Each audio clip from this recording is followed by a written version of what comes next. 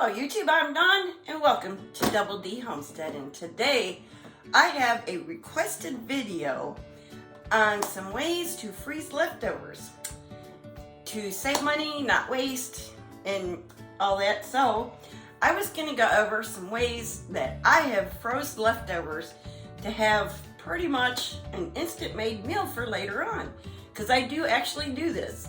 So with that said, let's get right into it. So one of the ways I do this is with the good old trusty vacuum sealer. Like I have this leftover rice. It's a Spam fry I made with Spanish rice, and it's got peas and carrots in it and Spam. Well, generic Spam. And I can take this and make a small vacuum sealer bag to fit it, which you can see my roll's almost empty, so I got to. But I can, well, see, this is even too small. But I can take this and make a bag that would hold this and then suck the air out of it and, write on it what it is and pop it in the freezer. And then I could get it out because I was born before microwaves. Yes. And back then, we actually, for convenience foods, had what was called a boiling bag. I think they still make them. They're pretty good. They had turkey, Salisbury steak, things like that in it. And you just drop it in boiling water. Guess what you can do with these? The same thing. You can just take this out of the freezer, pop it in some boiling water, boil it till it's hot. You got an instant made meal. I love my instant meals. Another way I do it is taking something like this. Yep, just a leftover old sour cream tub, and filling it all the way up and making sure I leave enough, just a little bit of room for expansion, because you know things freeze, are going to expand a little bit, and make sure it's closed really well. And if you want to be extra safe, you can wrap it in saran wrap and freeze it that way. And you can do this with steak, you can do this with ribs, you can do this with pork chops. Any casserole.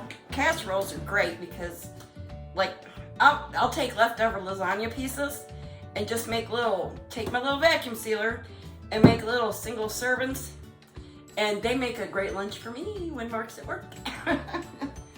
Another way you can freeze your leftovers is with Ziploc bags if you don't have a vacuum sealer. Say I got a bunch of pork chops left over, or hamburgers, or anything, pretty much. I'm not big on frozen spaghetti though. That's not my thing. Some people don't have a problem with it. But I do other things with spaghetti. I have chickens. So anyway, that was totally irrelevant. You put them in here and then you just squish the air out. Just put it on the counter and squish all the air out, or suck it out. That's how my mom used to do it. God rest her soul. When you put it in which we didn't have Ziploc bags, we had bags we had to twist tie back then. And you put your stuff in here, that your fruit, whatever, meat, anything you're gonna vacuum seal, because we didn't have vacuum sealers.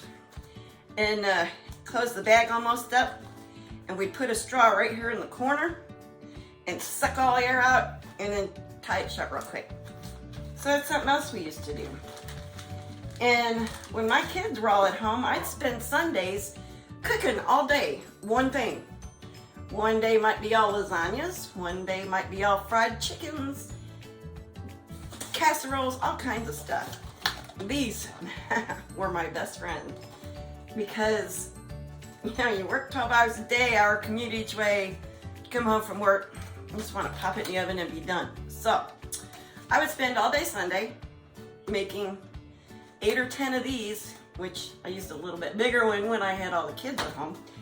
And yeah, I'd just make my casseroles or fried chicken or ribs, whatever I was gonna make that weekend. I would just put them in here, and I would cover them really, really tight with saran wrap. And then I'd buy the ones, this one has a plastic lid because I'm gonna use this weekend. But they also sell the ones at the Dollar Tree with the paper lids.